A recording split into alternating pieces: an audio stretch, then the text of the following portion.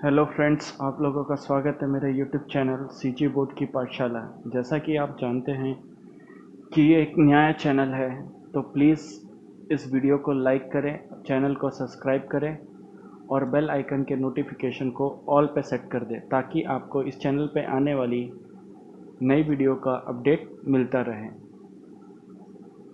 तो चलिए अपने वीडियो को स्टार्ट करते हैं एक शॉर्ट इंट्रो के साथ।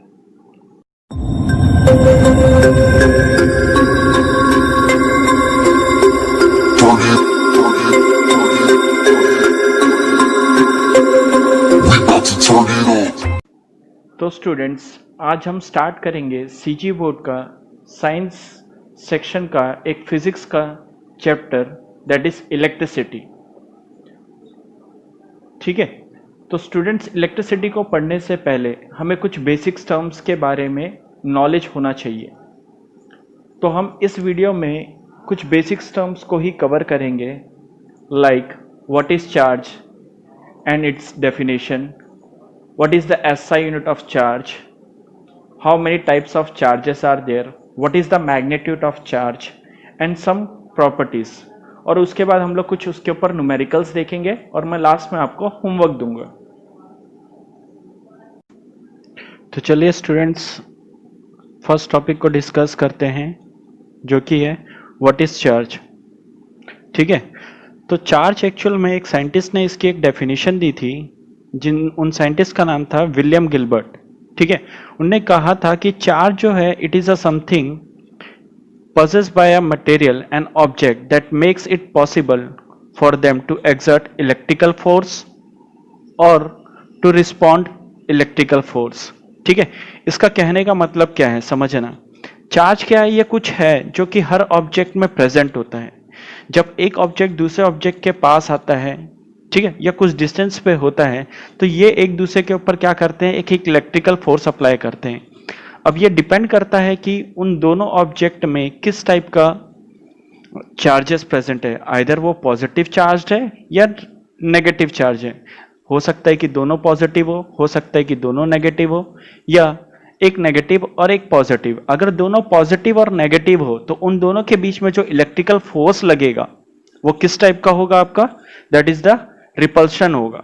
ठीक है, रिपल्सिव फोर्स होगा। अगर एक पॉजिटिव है और एक नेगेटिव है, ठीक है, तो उन दोनों के बीच में कैसा फोर्स लगेगा? अट्रैक्शन फोर्स लगेगा। मैंने डायग्राम में भी इसको बताया है, आप देख सकते हैं। ठीक है, तो समझ में आया आपको? ठीक है, नेक्स्ट टॉपिक देखते हैं।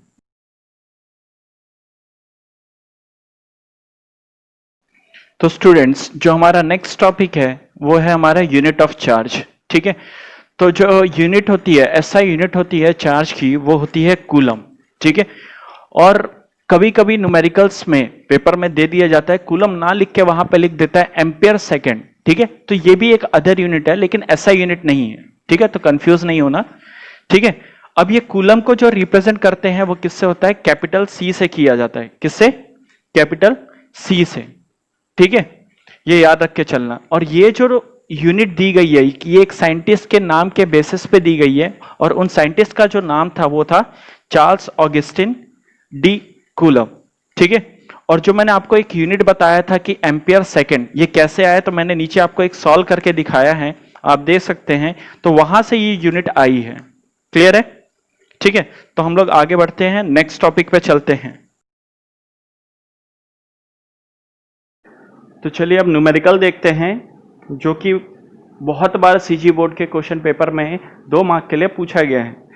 तो न्यूमेरिकल है हमारा पहला कि how many electrons are present in 1 coulomb of charge.